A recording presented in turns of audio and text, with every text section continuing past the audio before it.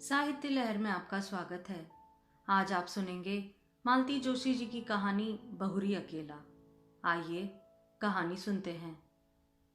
Staff room में गर्मा गर्म बहस चल रही थी। मुझे देखकर क्षण भर को ऐसा सन्नाटा खिंच गया कि मुझे लगा कि कहीं बहस का मुद्दा मैं ही तो नहीं हूं। तभी मिसेस जहां ने कहा, लो ये आ गई मिस स्मार्ट, इन्हें भेज दो। बहुत काबिल आइटम है, कैसी भी सिचुएशन हो ब्रेवली हैंडल करती है। मिसेस सक्सेना मुंह बनाते हुए बोली, वे दिन गए मिसेस झा, अब तो ये मिस प्रिविलेज्ड है, इन्हें कोई हाथ भी नहीं लगा सकता। क्या हुआ भाई, सुबह सुबह मुझ पर इतनी कृपा दृष्टि क्यों हो रही है? मैंने आखिर पूछ ही लिया। अरे हम गरीब क्या कृपा दृष्टि करेंगे, कृपा दृष्टि तो आप पर मैडम की है, इसलिए तो तुम्हें कोई असाइनमेंट नहीं दिया जा सकता, खासकर संडे को। मिसेस सक्सेना कुटिलता से आंखें नचाकर बोली, कुछ पता भी तो चले कि माजरा क्या है। मैंने कुर्सी खींचते हुए कहा। उत्तर में सबने एक साथ बोलना शुरू किया। बड़ी देर बाद मेरी समझ में आया उसका सार यह था कि शुक्रवार को एमए फाइनल की लड़कियां अजंता एलोरा जा रही थी, पर इंचार्ज मिसेस गुप्ता के ससुर जी अचानक कूच कर गए। अब सवाल यह था कि उनके स्थान पर किसे भेजा जाए। सबकी अपनी परेशानियां थी। मिसेस सक्सेना की बिटिया वायरल में पड़ी थी। रविवार को किरण के देवर की सगाई थी। मिसेस कुणाल की सास पैर में प्लास्टर बंधवाकर पड़ी है। खंडेलवाल के पूरे दिन चल रहे थे। दास गुप्ता के दोनों बच्चों के सोमवार से टर्मिनल शुरू हो रहे थे और बिसारिया पहले से ही छुट्टी पर थी। स्टाफ में 2-3 बुजुर्ग सदस्य थी जिन्हें इस मिशन पर भेजना बेकार था। एकाएक मुझे याद आया, विभा तो जा रही है ना, या उसके यहाँ भी कोई प्रॉब्लम है? विभा तो जा रही है, पर वह तो खुद बच्ची है, लड़कियों को क्या संभालेगी? कोई जिम्मेदार व्यक्ति भी तो साथ होना चाहिए। और तुम्हें कोई हाथ नहीं लगा सकता। मैडम की चहेती जो हो, उनकी सख्त हिदायत है कि अंजू शर्मा को छुट्टी के दिन कोई काम ना सौंपा जाए। देर से शादी करने के यही तो फायदे हैं, सबकी सिंपैथी मिल जाती है। मैं चकित सी देखती रह गई। ये सब की सब मेरी कोलीग्स थी। सालों से हम साथ काम कर रहे थे। हमेशा कैसी शहद घुली बातें करती हैं। आज पता चला कि सबके मन में कितना जहर भरा हुआ है। उन सबके पास व्यस्तताओं की एक लंबी लिस्ट थी। एक मैं ही फालतू नजर आ रही थी, पर उनके शब्दों में प्रिविलेज्ड थी, इसलिए सबकी जबान पर जैसे कांटे उगाए थे। भला हो मिसेस देशपांडे का, मेरा पक्ष लेते हुए बोली, अभी तक तो यह बेचारी सारे बेगार ढो रही थी, अब इसके साथ मैडम थोड़ी सिंपत्ति दे रही है तो तुम लोगों को जलन हो रही है। अरे यह तो सोचो कि इतनी देर से उसकी शादी हुई है, पति के साथ भी नहीं रहती, एक छुट्टी का ही तो दिन मिलता है मेल मिलाप का, वह भी तुम लोगों से देखा नहीं जाता। उनकी बुजुर्गियत का ख्याल करके सब चुप हो गई, पर सबके चेहरे पर यह भाव था कि इसने देर से शादी करी तो उसका खामियाजा हम क्यों भुगते। मिसेस सक्सेना से तो आखिर रहा ही नहीं गया और बोली, आंटी अब साल भर तो हो गया है, इतना तो कोई नई नवेली बहू को भी नहीं सहेजता। मेरा तो जैसे खून खौल आया। आप लोग यही चाहती है ना कि मैं इस बार लड़कियों के साथ जाऊं, तो चली जाऊंगी, उसके लिए इतने ताने उलाने की जरूरत नहीं है। और मिस्टर हबी, उनका क्या होगा? उसकी चिंता आपको क्यों हो रही है? That is my problem. उसी तैश में मैं मैडम के कमरे में चली गई और कह दिया कि मिसेस गुप्ता के ना जाने से कोई परेशानी हो रही है तो मैं तैयार हूं। वे कुछ देर तक मुझे देखती रही, फिर बोली, it is very sportive of you. दरअसल मैं तुम्हें ही बुलाने का सोच रही थी, अकेली विभा पर तो भरोसा नहीं किया जा सकता ना। तो आप इतना संकोच क्यों कर रही हैं ma'am? You are the boss, आप जिसे कहेंगी उसे जाना ही पड़ेगा। आप नहीं जानती आपके इस सौजन्य का लोग कितना गलत अर्थ निकालते हैं। आई डोंट केयर, मैं तो सिर्फ शर्मा जी के बारे में सोच रही थी।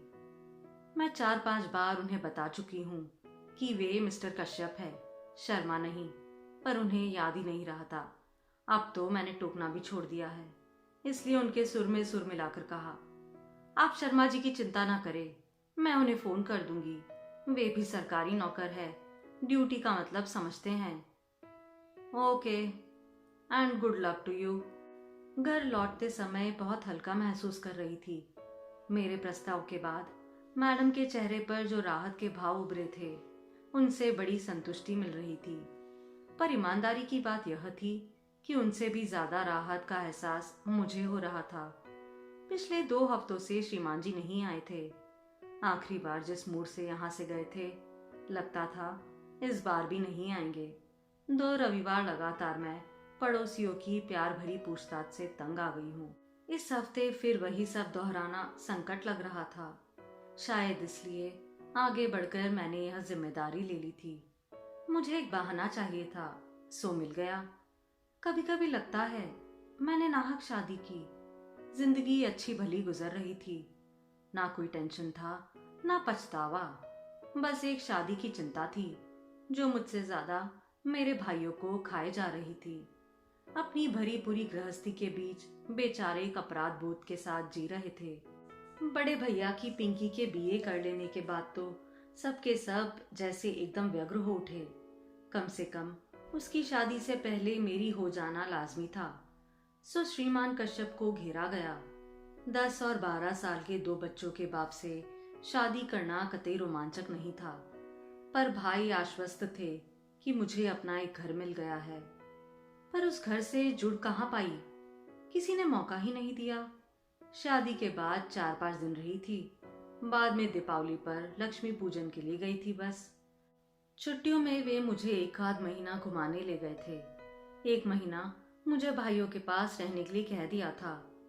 भाइयों के पास तो हर छुट्टी में जाती ही थी, पर इस बार का अनुभव नया था।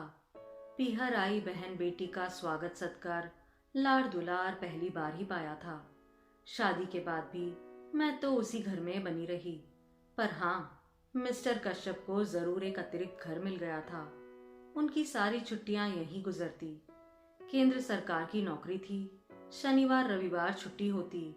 वे भोपाल से शुक्रवार को इंटरसिटी से आते और सोमवार की सुबह उसी ट्रेन से लौट जाते।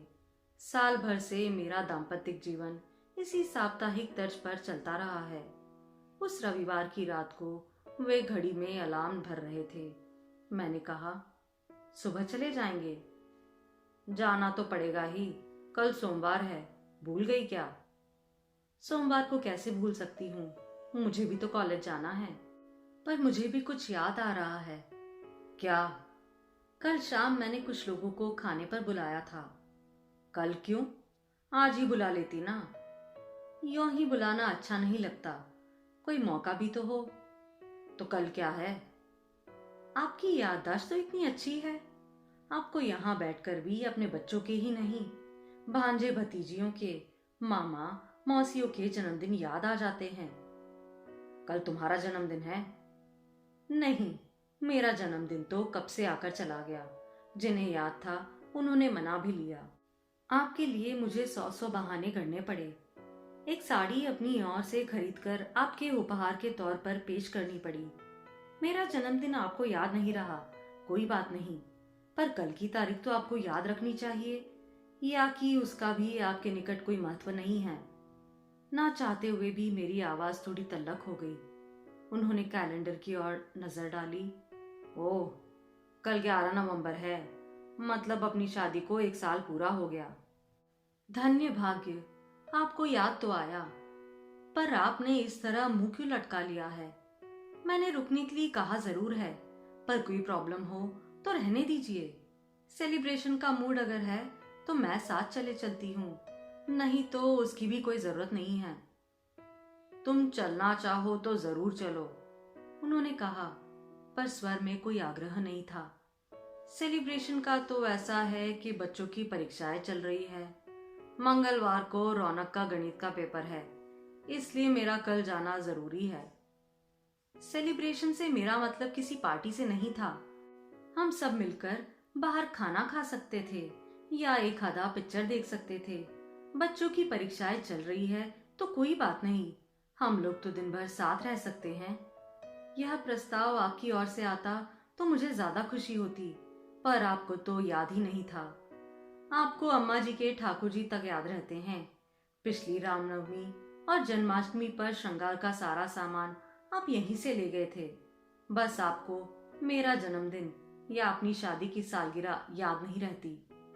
बार बार बच्चों का अम्मा का ताना क्यों देती रहती हो? वे लोग मेरी जिम्मेदारी है। और मैं क्या हूं? सिर्फ जरूरत। कैसी जरूरत? यह भी बताना पड़ेगा। कुछ देर तक कमरे में चुप्पी छाई रही।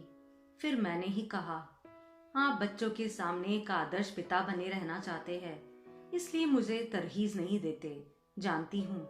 इसलिए आज तक आपने मेरे स्थानांतर के लिए कभी प्रयास नहीं किया। आश्चर्य तो यह है कि अम्मा जी ने भी कभी इस बात पर जोर नहीं दिया। Please leave my mother alone. मैं कोई उन्हें गाली नहीं दे रही हूँ, एक बात कह रही हूँ। कोई भावुक महिला होती तो कहती, बहू अब आकर अपनी गृहस्थी संभालो। पर वे बड़ी प्रैक्टिकल हैं, उन्हें यह व्यवस्था रास आ गई है। घर पर उनका एक छत्र शासन है और बेटे को कोई परेशानी भी नहीं है। वह आदर्श बेटा बना रहता है, आदर्श पिता बना रहता है, और उसकी साप्ताहिक आनंद यात्रा भी निर्विघ्न चलती रहती है। आनंद यात्रा? वाह, तुम क्या सोचती हो? तुम कोई हुस्न परी हो जिसके लिए मैं दीवानावार चला आता हूँ। लगा जैसे किसी ने कलेजे पर एक घूसा जड़ दिया हो। बड़ी मुश्किल से उस पीड़ा को जब्त कर पाई। फिर अत्यंत कसैले सुर में कहा, मैं हुस्न परी होती तो 34 साल तक अनब्याही ना बैठी रहती और ना ही 2 बच्चों के बाप से शादी करती। यह बात कहने के बाद ही मैं दीवार की ओर मुंह करके लेट गई। इस कारण उनका चेहरा नहीं देख पाई, पर वह जरूर स्याह पड़ गया होगा। वे उस रात कब और कहां सोए मैं नहीं जानती। सुबह अलार्म बजा, पर मैं नहीं उठी। उन्होंने शायद अपने से ही चाय बना ली थी, पर मैं दम साधे पड़ी रही। जाते समय उन्होंने मुझे आवाज दी भी या नहीं, पता नहीं। सुबह उठी तो लगा जैसे एक भयानक सपना देख रही हूँ।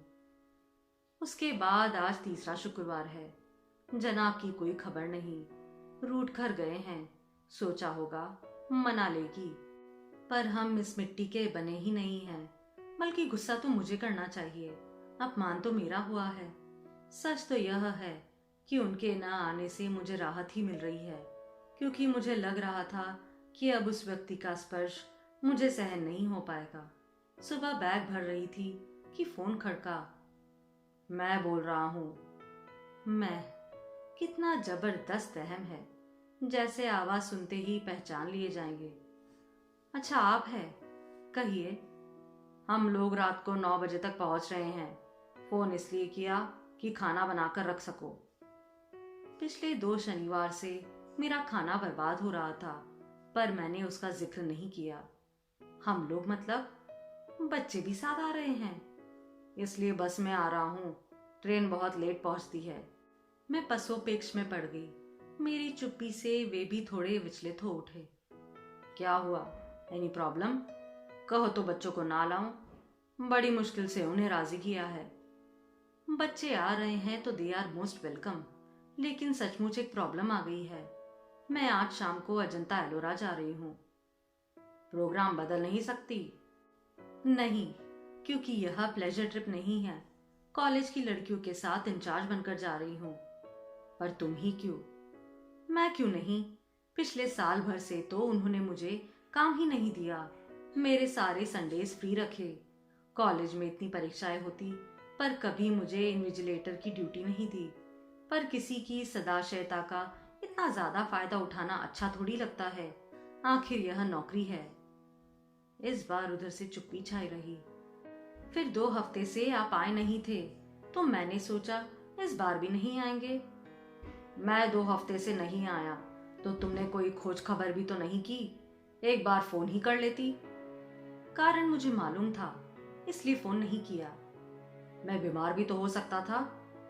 बीमार होते तो आप खुद ही फोन कर लेते। आप तो नाराज थे। मैं तो आज भी आपको एक्सपेक्ट नहीं कर रही थी। शायद अम्मा जी ने। हर बार अम्मा को बीच में क्यों ले आती हो? बहुत श्रद्धालु अंतःकरण से कह रही हूँ, कि शायद अम्मा जी ने ही समझाया होगा कि कमाऊ बीवी से बनाकर चला करो। उधर से फोन पटकने की आवाज आई। मैंने भी परवाह नहीं की। अगर आप कड़वी बात कह सकते हैं तो सुनने का भी हौसला रखो। जब सुन नहीं सकते तो कहते क्यों हो।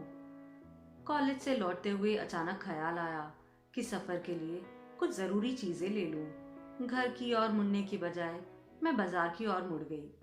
वह शायद मेरी होनी ही थी जिसने मुझे इस बात के लिए प्रेरित किया था, क्योंकि उस ओर मुड़ते ही एक स्कूल बस मेरे सामने आ गई। उसे बचाने के लिए मैं सड़क के इतने किनारे चली गई कि गिर ही पड़ी। क्षण भर को आंखों के सामने अंधेरा छा गया। पल भर में वहां भीड़ जुट गई। 4 लोगों ने मुझे स्कूटी के नीचे से निकाला और पास के अस्पताल में पहुंचाया। मैंने तुरंत एक फोन पड़ोस में किया और एक कॉलेज में। नीतू और उसकी मम्मी फौरन दौड़ी चली आई और पूरे समय मेरे साथ बनी रही। कॉलेज में फोन करने का मेरा उद्देश्य सिर्फ यह था कि वे लोग मेरे भरोसे ना रहे, पर खबर मिलते ही प्रिंसिपल मैडम भी 2-3 लोगों के साथ आ गई और जाते समय अपनी कार वहीं छोड़ गई। रात 10 बजे जब घर लौटी तो मेरे दाएं हाथ में प्लास्टर था। बाएं पैर की पिंडली में 6-7 टाके थे और घुटने और कंधे पर खरोंचे थी। सौभाग्य से सिर पर कोई चोट नहीं थी, पर वह बेतरह घूम रहा था। घर आते ही पस्त होने से पहले मैंने बड़े भैया को फोन लगाया। मेरे कुछ कहने के पहले वे ही बोल उठे, अरे इतनी देर तुम कहाँ थी? मैं कब से फोन लगा रहा हूँ। उनके स्वर में उल्लास फूट रहा था। मैंने अपनी बात कुछ देर तक मुलतवी कर ली। थोड़ा बाजार तक गई थी। पर मुझे आप क्यों ढूंढ रहे थे? अरे वो बीकानेर वाले पिंकी को देख कर गए थे ना, उनके यहाँ से हाँ हो गई है। अरे वाह भैया, बधाई। लड़का 3 महीने के लिए जापान जा रहा है, इसलिए माँ के साथ एक बार मिलने आ रहा है। मेरी इच्छा थी कल तुम दोनों भी आ जाते तो लड़का देख लेते। दरअसल क्या है भैया, मैं कॉलेज के साथ टूर पर जा रही हूँ, इसलिए आने के लिए नहीं हो पाएगा। कब जा रही हो? आज ही जाना था, पर पता नहीं क्यों स्कूटर से गिर गई। पट्टी वगैरह करवाकर अभी लौटी हूँ।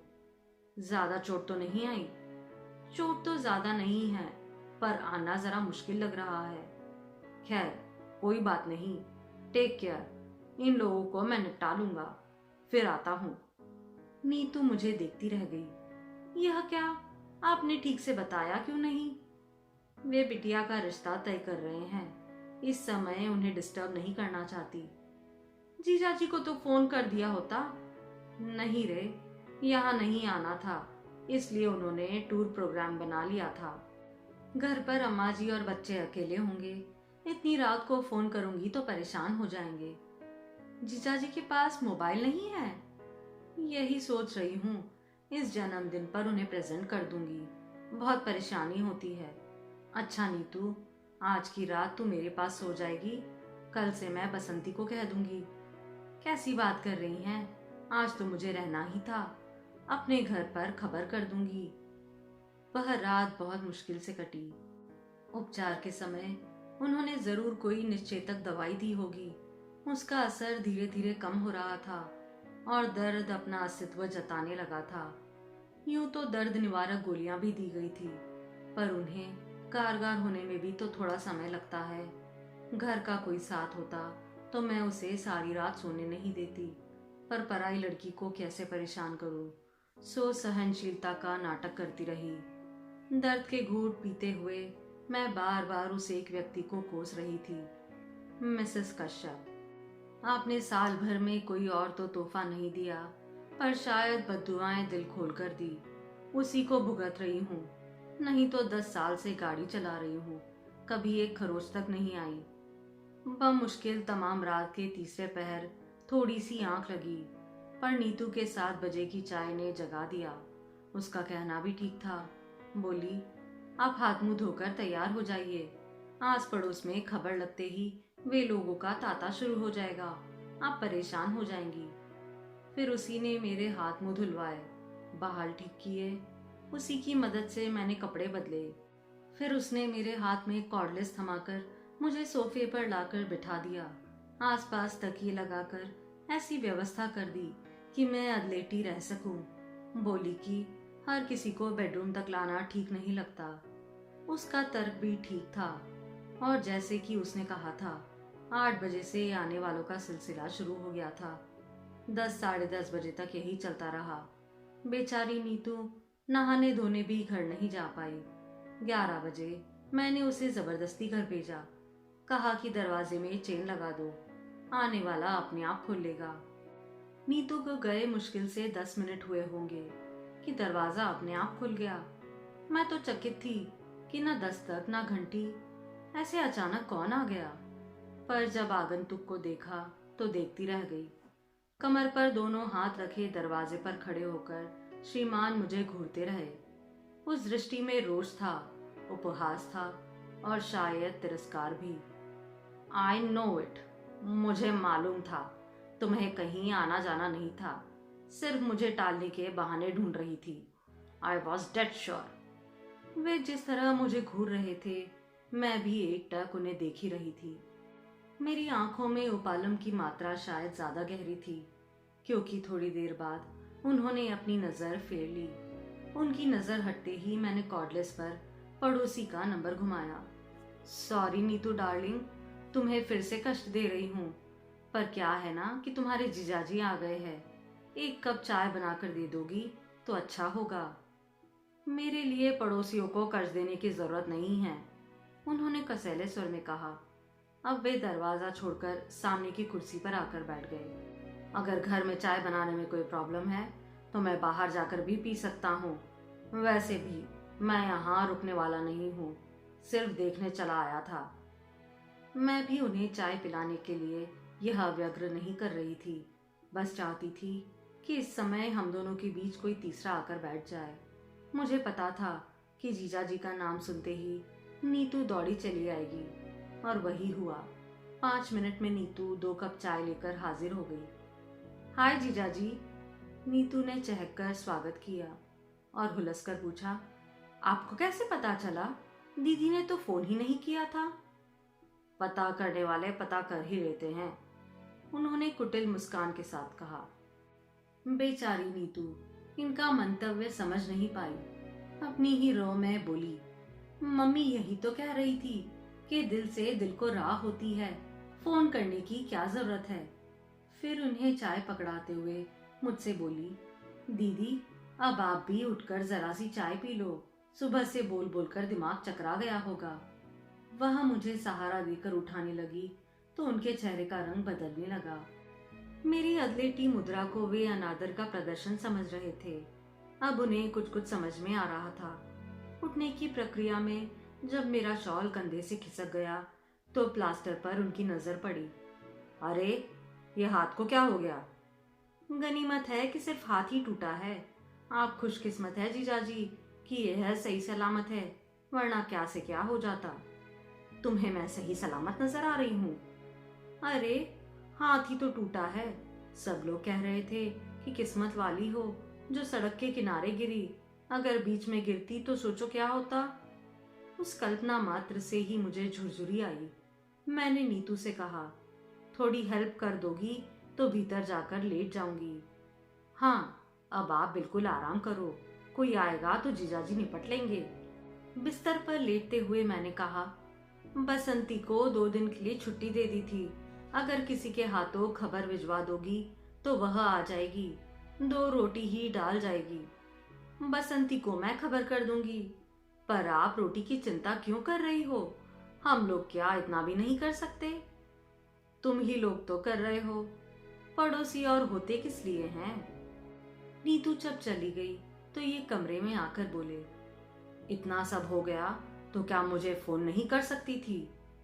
मैंने एक क्षण उनकी ओर देखा और कहा, फोन कर भी देती तो क्या आप विश्वास कर लेते, या इसे भी एक बहाना समझते? वे चुप हो गए।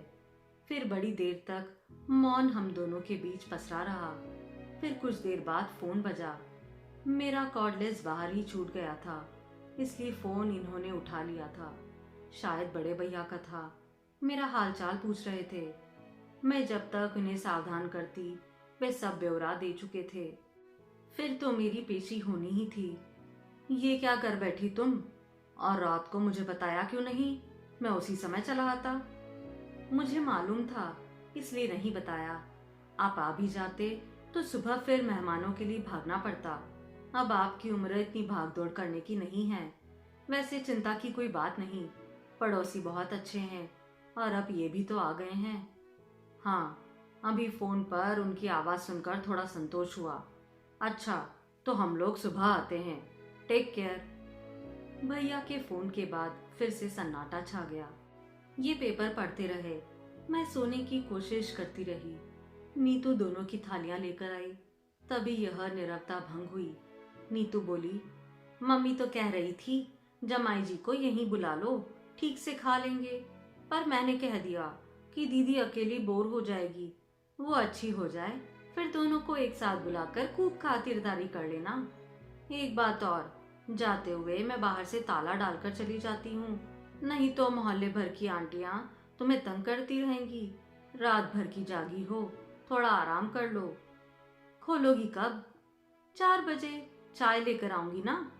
और सचमुच वह हमें ताले में बंद करके चली गई। वह जब तक रहती पटर पटर करती रहती। घर भरा भरा लगता है। उसके जाते ही एक निचाट सूनेपन ने घेर लिया। उस असहज एकांत से निजात पाने के लिए मैंने कहा, आप तो आज ही जाने वाले थे ना, तो दिन में निकल जाते, रात में ठंडी से परेशान हो जाएंगे। वे एक क्षण मुझे घूरते रहे, फिर बोले, मुझे क्या इतना गया गुजरा समझ लिया है? तुम्हें इस हाल में छोड़कर चला जाऊंगा। एक तरह से बात यहीं पर एक अच्छे बिंदु पर समाप्त हो जानी थी, पर मेरे मन में तो प्रतिशोध की आग धधक रही थी। वह हुस्न परी वाला डायलॉग मेरे कलेजे में कील की तरह गड़ गया था। उसी ने मुझे चुप नहीं बैठने दिया। मैंने बड़े नाटकीय अंदाज में कहा, मेरी यह हालत है, तभी तो कह रही हूँ, रुक कर क्या करोगे? वे आवाक होकर मुझे देखते रह गए। What do you mean? कुछ नहीं, एक पुरानी बात याद आ गई। एक बार आए थे और उस दिन आप कितना नाराज हुए थे। कहा था कि फोन तो कर कर बता देती, 200-250 बच जाते। उनका चेहरा फक पड़ गया। डूबती सी आवाज में बोले, उस बात को अब तक गांठ बांधे बैठी हो? यही क्यों, और भी बहुत सी हैं। सारी गांठें खोलने बैठ जाऊंगी तो सुबह से शाम हो जाएंगी। तुम तो ऐसे कह रही हो जैसे मैं तुम पर बहुत अत्याचार करता रहा हूँ। प्रचलित मायनों में जिसे अत्याचार कहते हैं वह तो आप नहीं कर सकते थे, क्योंकि मैं उतनी बेचारी नहीं हूँ। आपका तरीका बहुत सोफिस्टिकेटेड है और अप्रोच बहुत प्रैक्टिकल। बहुत आसानी से आप सामने वाले की भावनाओं को अनदेखा कर सकते हैं। मसलन मसलन अब कहाँ से शुरू करूं? चलिए शुरू से करते हैं। याद है जब शादी के बाद पहली बार हम लोग इस घर में आए थे, मेरी सहेलियों ने घर को बहुत कलात्मक ढंग से सजाया था। हमारा स्वागत भी बहुत शानदार हुआ था। हार, फूल, संगीत, उपहार, मिठाई, और लोग इतने कि पैर रखने की जगह नहीं थी। इसके बाद जब हम अकेले हुए तो आपका प्रश्न था, फ्लैट तो बहुत सुंदर है, कितने का पड़ा? क्या मुझे यह पूछने का हक नहीं था? जरूर था, पर आपकी टाइमिंग गलत हो गई। उस निभ्रांत एकांत की अवहेलना कर आप इंदौर और भोपाल की कीमतों की तुलना करते रहे। बातों बातों में आपने यह भी पूछ लिया कि मैंने बैंक से लोन उठाया था या जीपीएफ से लिया था, और यह भी कि किस्तें पट गई हैं या अभी बाकी है। मेरे ख्याल से मुझे यह भी पूछने का हक नहीं है। हक 100% है, पर यह प्रश्न उस दिन के लिए नहीं था। मुझे मालूम है, मेरी शादी में मेरी नौकरी, मेरा वेतन, मेरा प्लस पॉइंट थे, पर वे ही अहम मुद्दा बनकर हो जाएंगे, यह मैंने नहीं सोचा था। अगली बार आप जब आए तो आपने नॉमिनेशन के बारे में पूछा। मैंने दोनों भाइयों के बेटों को फ्लैट और जीपीएफ में नॉमिनी बनाया था। आपने कहा, अगर नामांकन बदलना है तो फुर्ती करनी होगी, नहीं तो बाद में बहुत परेशानी होगी। इसमें गलत क्या था? सरकारी दफ्तर में काम करता हूँ, रोज देखता हूँ कि लोग कितने परेशान होते हैं। मैं भी जानती हूँ, पर महीने भर पहले ब्याही औरत भविष्य के सपने रखती है। उसे वसीयत के बारे में सोचना जरा अच्छा नहीं लगता। बदली हुई परिस्थितियों में मैं शायद खुद इस विषय पर पहल करती, पर आपकी उतावलापन देखकर मुझे वितृष्णा हो आई। इसके बाद तो एक्सप्लॉयटेशन का एक अनवरत सिलसिला शुरू हो गया। मेरे टेलीफोन का बिल दुगना तिगना आने लगा। सब लोग छेड़ते कि रात रात भर मियाँ से बात करती होगी। उन्हें क्या पता था कि मियाँ ने घर पर बात करने के लिए एकदम मना किया हुआ है, और दफ्तर में बात करना मुझे अच्छा नहीं लगता। उन्हें कैसे बताती कि यहाँ आकर श्रीमान को सारे दोस्तों के, भाई भतीजों के जन्मदिन याद आते हैं। सारे रिश्तेदारों की मिजाज पुरसी और मातम पुरसी यहीं से होती है। यह तो शायद तुम्हें भी पता होगा कि लॉन्ग डिस्टेंस कॉलिंग संडे को सस्ती होती है, और अक्सर संडे को मैं यहीं रहता हूँ। हाँ, मुझे पता है, और मुझे यह भी पता है कि इंदौर का कपड़ा मार्केट बहुत अच्छा है, इसलिए चादरें और पर्दे यहीं से खरीदने चाहिए। यहाँ की रेडीमेड गारमेंट की मंडी बहुत मशहूर है, इसलिए बच्चों के जन्मदिन के कपड़े यहीं से जाते हैं। यहाँ तक कि गर्म कपड़ों की सेल यहीं लगती है, इसलिए अम्मा जी के लिए शॉल और स्वेटर यहीं से जाते हैं। इसके अलावा और भी फरमाइशी आइटम्स है, जैसे फरियाली सामान, नमकीन, राहुल के लिए कैमरा, एटलस, रीना के लिए बारबी का सेट, कलर बॉक्स वगैरह। और मुझे यह भी मालूम है कि आपके घर में यह कभी नहीं जताया होगा कि फरमाइशें कौन पूरी करता है। देखो, ज्यादा एहसान जताने की जरूरत नहीं है। हिसाब लगा कर रखना, अगली बार आऊंगा तो पूरा चुका दूंगा। हिसाब करने की जरूरत नहीं है, क्योंकि यह सब मैंने अपने घर के लिए किया है, अपने बच्चों के लिए किया है। जिस तरह शादी के बाद यह घर आपका हो गया है, मैंने सोचा कि वह घर भी अब मेरा है। इसलिए एहसान की कोई बात नहीं है, बात अधिकार की है। राहुल को जन्मदिन पर डांस करना था, आप यहाँ से म्यूजिक सिस्टम ले गए। बच्चों के गर्मियों में पिक्चर देखना था, आप यहाँ से वीसीडी ले गए। बार बार बिजली गुल हो जाती थी, बच्चों की पढ़ाई में हर्ज होता था, इसलिए आप इमरजेंसी लैंप यहाँ से भोपाल ले गए। मैं शिकायत नहीं कर रही, आपको अधिकार था, आपने उसका उपयोग किया, पर यह तो वन वे ट्रैफिक हो गया। मुझे तो कोई अधिकार मिला ही नहीं, मेरा तो सिर्फ एक्सप्लॉयटेशन किया गया। एक्सप्लॉयटेशन, वाह, सुनने में तो बहुत बुरा लगता है ना। शोषण कहूंगी तो और भी बुरा लगेगा, पर मेरे साथ यही हो रहा था, और वह मेरी समझ में भी आ रहा था।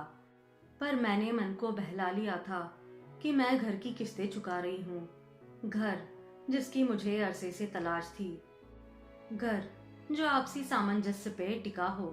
पर वह घर तो मुझे मिला ही नहीं, आपने दिया ही नहीं। देखो, तुम्हारी तरह साहित्यिक भाषा तो नहीं बोल सकता, लेकिन आप खूब बोल सकते हैं। आपका हुस्न परी वाला जुमला तो अब तक मेरे कलेजे में गड़ा हुआ है। कल रात मैं दर्द के मारे सो नहीं पाई, पर यह दर्द उस दर्द के मुकाबले कुछ नहीं था जो उस रात आपने मुझे दिया था। ये घाव तो कल को भर जाएंगे, पर यह घाव तो ताउम्र हरा रहेगा, और आज तो आपने कमाल ही कर दिया। आज आज मैंने क्या किया? वे हैरान थे। आज आप सिर्फ मेरे सच को परखने चले आए। मान लो मैं चली ही गई होती तो आपकी क्या इज्जत रह जाती, या मेरी ही क्या इमेज बनती। आपकी तो यह दूसरी शादी है, इतना तो आप भी समझते होंगे कि दाम्पत्य का आधार विश्वास, और मिस्टर कश्यप, आपने उसे ही नकार दिया, फिर शेष क्या रहा? तभी दरवाजा खड़का। नीतू शायद चाय लेकर आ गई थी। हम दोनों अच्छे बच्चों की तरह चुपचाप बैठ गए। वैसे भी बोल बोल कर मैं इतना थक गई थी कि कुछ देर आंख बंद करके लेटना चाहती थी, और चाय पीकर मैं सचमुच लेट गई। नीतू बोली, जीजा जी, शाम को क्या खाना पसंद करेंगे बताइए। व्यंग्यपूर्ण मुस्कान के साथ ये बोले, मैं गरीब क्या बताऊं, अपनी दीदी से पूछ लो, गेस्ट ऑफ ऑनर तो वे हैं। और इतना कहकर वे बाथरूम में घुस गए। नीतू थोड़ी देर बैठी बतियाती रही, पर मेरी ओर से कोई प्रोत्साहन ना मिलकर वह चुपचाप उठकर चली गई। वे फ्रेश होकर बाहर आए और बालों में कंघी करते हुए बोले, अच्छा तो मैं निकल रहा हूँ। रतलाम वालों के आने तक रुकने का इरादा था, पर देखता हूँ उसकी कोई खास जरूरत नहीं है। तुम्हारे अड़ोसी पड़ोसी बहुत अच्छे हैं, खूब अच्छी सेवा टहल कर रहे हैं। मेरी वजह से बल्कि असुविधा हो रही है। और हाँ, तुम्हारी सारी चीजें अगली बार ले आऊंगा। अगर आया तो, वरना किसी के हाथ भिजवा दूंगा। मैंने उठने का उपक्रम किया तो बोले, लेट ही रहो, मेरे लिए फॉर्मेलिटी करने की जरूरत नहीं है, वैसे भी आदर मान बहुत हो चुका। सी ऑफ करने के लिए नहीं, दरवाजा बंद करने के लिए तो उठना ही होगा। मैं लड़खड़ाते हुए उठ खड़ी हुई। लंगड़ाते हुए जब तक दरवाजे पर पहुंची, ये 2 मंजिल उतरकर बिल्डिंग के गेट तक पहुंच चुके थे। खिड़की से मैं उन्हें जाता देख रही थी। फिर मैंने बहुत मुश्किल से दरवाजा बंद किया। इतने से श्रम से मैं हाफ रही थी। देर तक बंद दरवाजे से पीठ लगाए मैं निस्पंद सी खड़ी रही। सामने वही खिड़की थी जहां से मैंने उन्हें जाते हुए देखा था। मुझे लगा वे मेरे घर से नहीं, जीवन से भी चले गए हैं। अलविदा मिस्टर कश्यप, मैंने कहा। आज से मेरे घर का और मेरे मन का दोनों के दरवाजे आपके लिए हमेशा के लिए बंद हो चुके हैं। घर का दरवाजा तो शायद कभी मजबूरी में खोलना भी पड़ेगा, क्योंकि इस शादी को तो इतनी आसानी से नकारा नहीं जा सकता। इसके लिए मेरे भाइयों ने बहुत सारा श्रम और पैसा खर्चा किया है। इसलिए इस शादी को तो मुझे ढूंढना ही पड़ेगा। पर मेरे मन का दरवाजा अब आपके लिए कभी नहीं खुलेगा, कभी नहीं। आप सुन रहे थे मालती जोशी जी की कहानी बहुरी अकेला। अगर आपको पसंद आए तो प्लीज़ मेरे चैनल को सब्सक्राइब कर लीजिए। धन्यवाद।